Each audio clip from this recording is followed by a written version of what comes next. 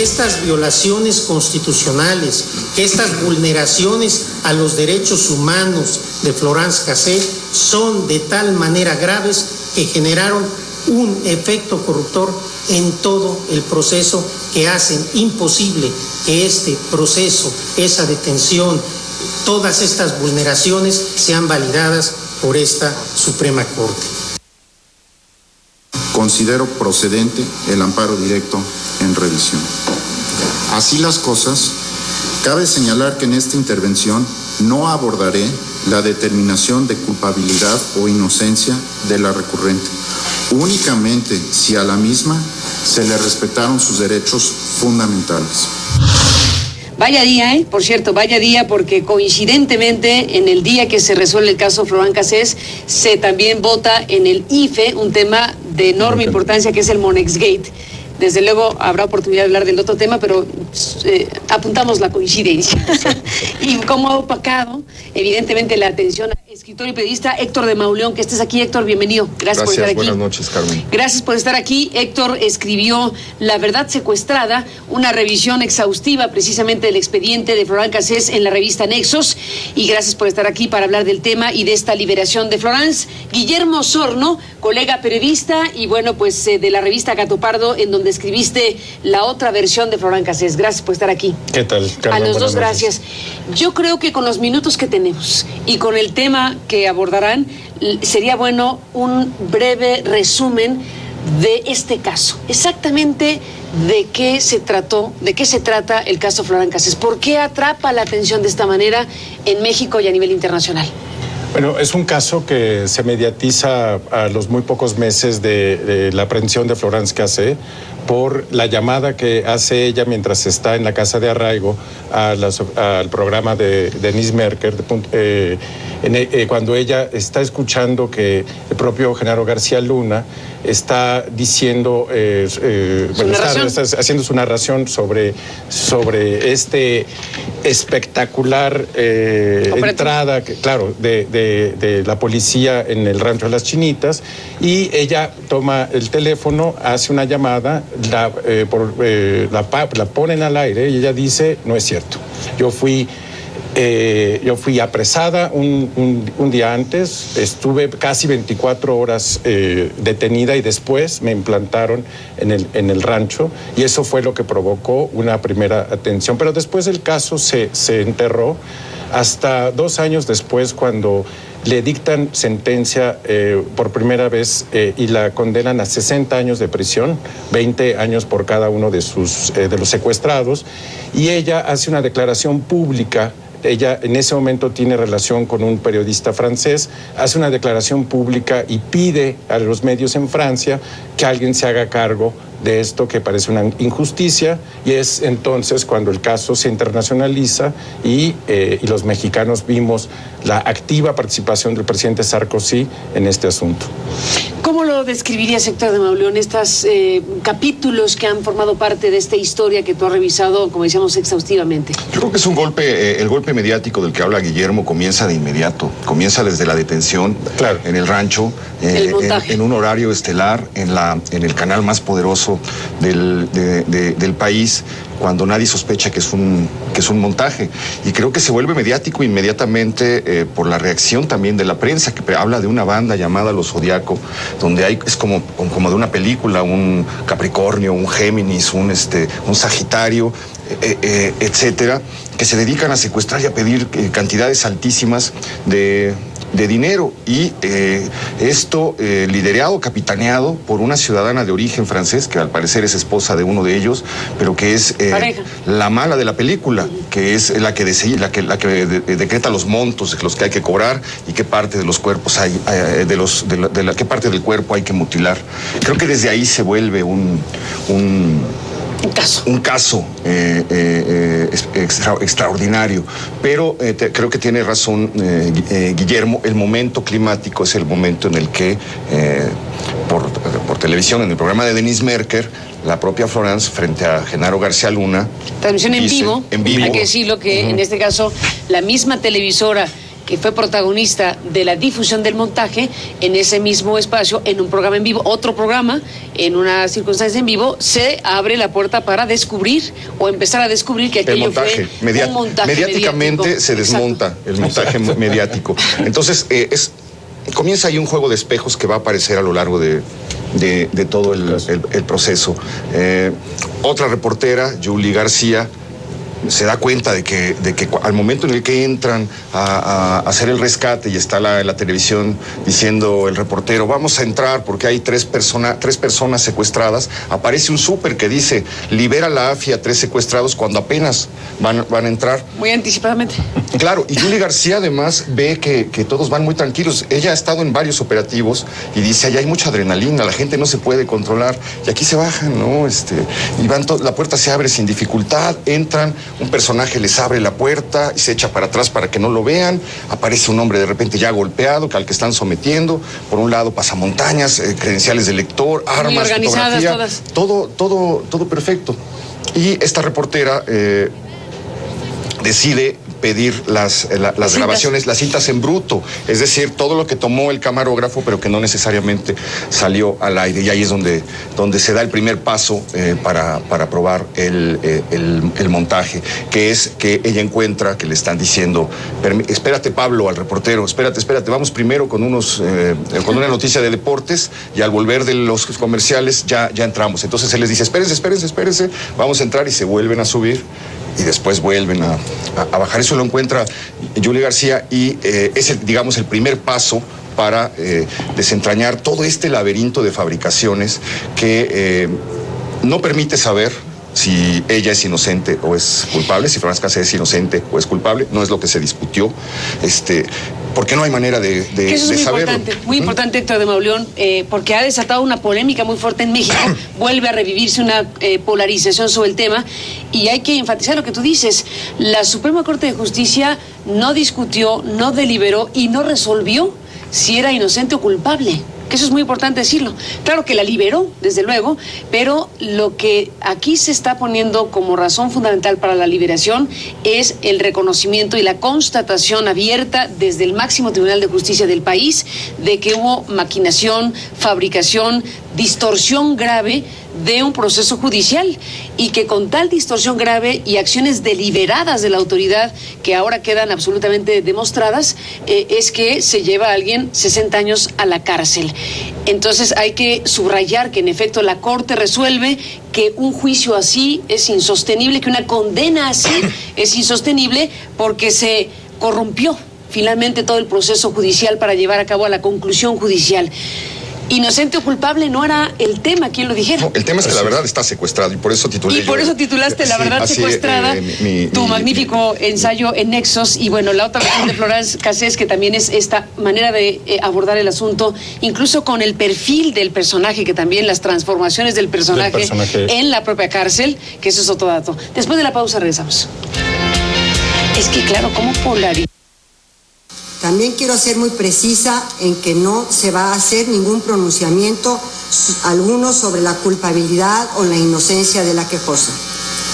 Así entonces, presidente, propondría a esta sala la concesión de un amparo liso y llano y ordenar de inmediato la libertad de la quejosa, con base en las consideraciones del proyecto del ministro Saldívar.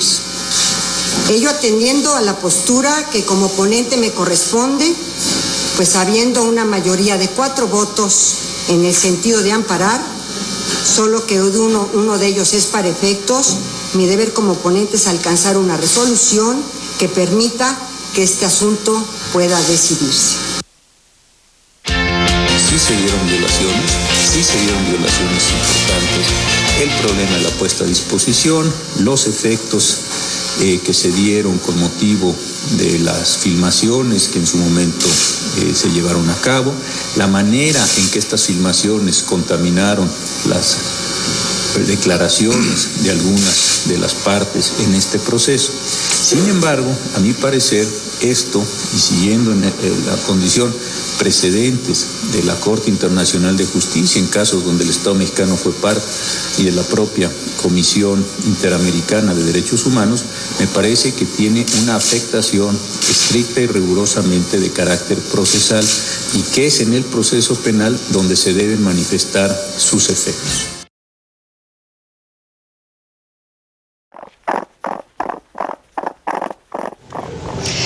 Bueno, regresamos en esta conversación con los dos colegas periodistas. Vaya día, por cierto, vaya día, porque coincidentemente en el día que se resuelve el caso Florán Cassés, se también vota en el IFE un tema de enorme importancia que es el Monexgate. Desde luego habrá oportunidad de hablar del otro tema, pero apuntamos la coincidencia. Y cómo ha opacado, evidentemente, la atención al tema del Monexgate, el tema de Florán Cassés. Bueno, Héctor de Mauleón, Guillermo Osorno, estamos frente a una ya constatación desde el máximo Tribunal de Justicia de cómo se pudo distorsionar, intervenir, prostituir un proceso judicial que llevó a alguien a una sentencia de 60 años. Ciertamente no era la materia para los ministros de la Corte, pero ahora se sabe con mucha claridad las responsabilidades, con nombre y apellido, de quienes llevaron a cabo ese trastocamiento de la realidad. Y bueno, ya la televisora salió a decir que nunca supo del montaje, etcétera, 7 años después. Pero autoridades en la materia y lo que seguiría, ¿o qué supones que seguiría, Héctor, después de lo que resolvió la Corte el día de hoy?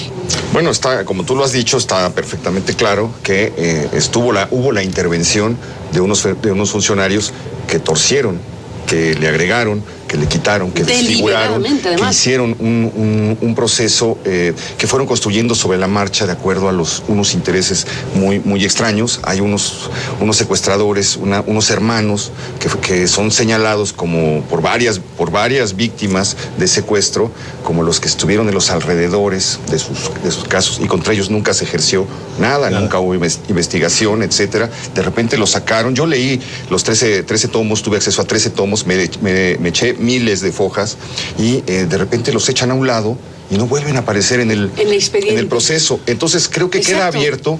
queda abierto esto, ya está demostrado que hubo gente que torció la ley. Pues queda abierto para que alguien los llame a rendir cuentas. ¿Qué dices, Guillermo? Yo no veo mucha voluntad en llamar a cuentas a Genaro García Luna y Cárdenas Palomino, que serían las dos, bueno, en fin, de parte de la Suprema Corte, pero no sé si estaba en la no era la litis, dicen los que saben, ¿no? Pero no sabemos si ella o Francia. Francia, los abogados franceses han insistido en algún punto en que demandarían a Genaro García Luna, pero era una carta que ellos estaban utilizando también como materia de presión diplomática. Pero claro, el gran mensaje de esto en realidad es para los mexicanos. Es decir, a partir de ahora me parece que será un poco más difícil de parte de las autoridades de construir culpables, fabricar pruebas y de que no será tan fácil, en fin, hacer estas cochinadas, digamos, en el asunto de impartición de justicia. Y me parece que es una señal positiva.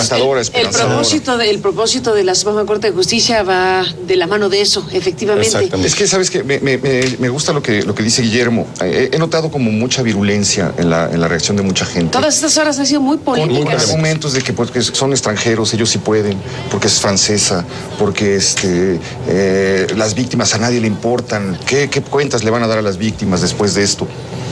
Pues precisamente para evitar que le tengamos que dar a las víctimas en lo sucesivo cuentas como estas, qué bueno que se siente este precedente y que, como dice Guillermo, no sea ya tan fácil. Impartir justicia para la televisión, impartir justicia electorera, impartir justicia con fines políticos, personales, etcétera. Y creo que por eso es esperanzador que haya. Hay que insistir. No sabemos, tal vez no sabremos nunca si es culpable o inocente. Ahora, la verdad secuestrada, tal como lo dices, hay una parte de lo que dices que me parece que ciertamente asiste la razón a muchos de los que están diciendo qué barbaridad, cómo es que la liberaron, dando por sentado que hay un tratamiento privilegiado. Y un poco se abona lo mismo. Al final de cuentas, es cierto que si no hubiera sido francesa, es cierto que si no hubiera tenido la notoriedad que tuvo el caso Florent Cassés, ellos mismos le dieron. Es cierto que si Francia no entra a la defensa de su ciudadana, pues podría ser un caso trágicamente como los miles, nos gustan. Miles.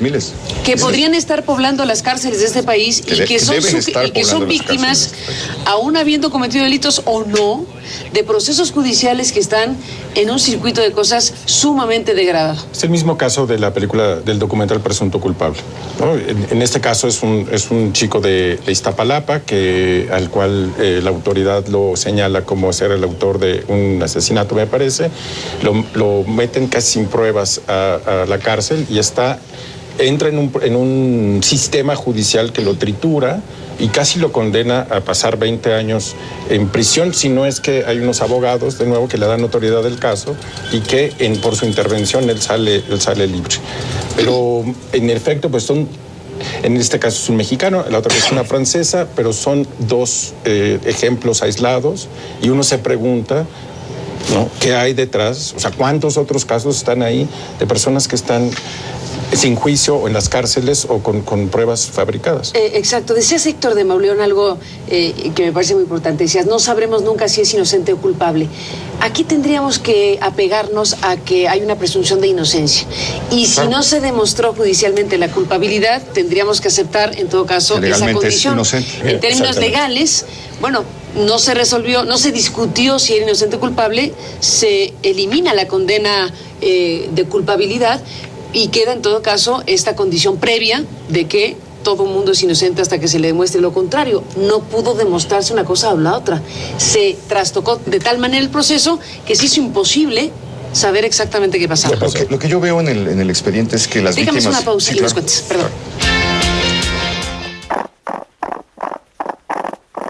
Entramos en la parte final. Gracias, Héctor de Mauleón, Guillermo Osorno, por esta conversación. ¿Con qué te despides de este programa, con este caso? No, bueno, me queda la sensación de pensando en las víctimas, de que fueron víctimas por lo menos 2 veces. Fueron víctimas probables de un secuestro. Tal vez no estuvieron en el rancho, las chinitas estuvieron en otro lado, tal vez no los secuestraron ellos, sino otro grupo o gente, eso no lo sabemos. Pero también fueron víctimas después de otros verdugos, que fueron precisamente estos funcionarios que se dedicaron a inducir declaraciones, a alterar las cosas y a garantizar que ellas no pudieran tener justicia. Porque hasta este momento las personas que sí las secuestraron, que los torturaron, que los tuvieron meses, no sabemos dónde están. Entonces, esos funcionarios se encargaron de que fueran víctimas 2 veces y de que no tuvieran justicia. Guillermo Osorno, ¿con qué te despides? Carmen, cuando hice mi reportaje, consulté a un abogado muy connotado y le pregunté qué hacer con el expediente, que también tuve acceso. Y me dijo, fíjate quién cuenta quién tiene el relato más coherente. Hay una verdad jurídica y una verdad histórica. Y en el caso de Florence Cassés, siempre me pareció que ella siempre contó la misma historia. La cuenta en sus primeras declaraciones y la va repitiendo a lo largo del expediente y después la hace público. Y el resto, las víctimas, la autoridad, etcétera, son los que van cambiando la historia a lo largo de todo este proceso. Y entonces me parece que en este asunto sí se hizo justicia y fue una señal muy, como decíamos, muy importante a la autoridad de que tiene que hacer su trabajo para demostrar la culpabilidad frente a la presunción de inocencia. Pues ese es el gran tema y la gran señal, digamos, que esperemos efectivamente impacte de manera directa en las propias autoridades, en los procesos que se siguen y que se han seguido en nuestro país.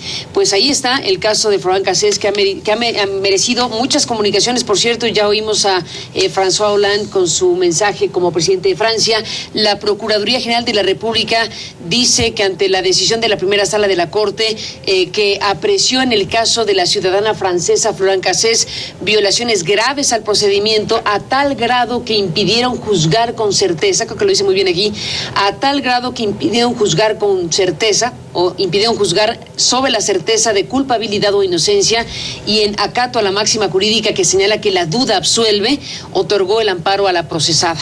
Dice la Procuraduría que asume que es inaplazable tomar las acciones indispensables para acelerar la implementación a la brevedad posible del nuevo sistema penal acusatorio que señala la Constitución, así como la revisión exhaustiva de las técnicas de investigación sobre el delito, para de esta manera generar una nueva forma de procuración de justicia con pleno respeto a los derechos humanos. Es una de las comunicaciones que se han dado. El PAN también emitió una comunicación, pues a mí sorprendente. Extraña, ¿verdad? Pues un poco fuera de lugar, me parece, a esta altura del partido, pero en fin, el PAN evidentemente asume que aquí hay una afectación a las víctimas y bueno, pues lamenta el PAN el sentido del fallo de la Corte en el caso Florán Cassés, un comunicado de 2 cuartillas que no tendremos oportunidad de comentar ampliamente porque se acaba el tiempo, pero lamenta el fallo de la primera sala de la Corte al conceder este amparo y dice que resulta evidente que los derechos de las víctimas en México han quedado vulnerados y las voces de quienes han sufrido un secuestro no fueron escuchadas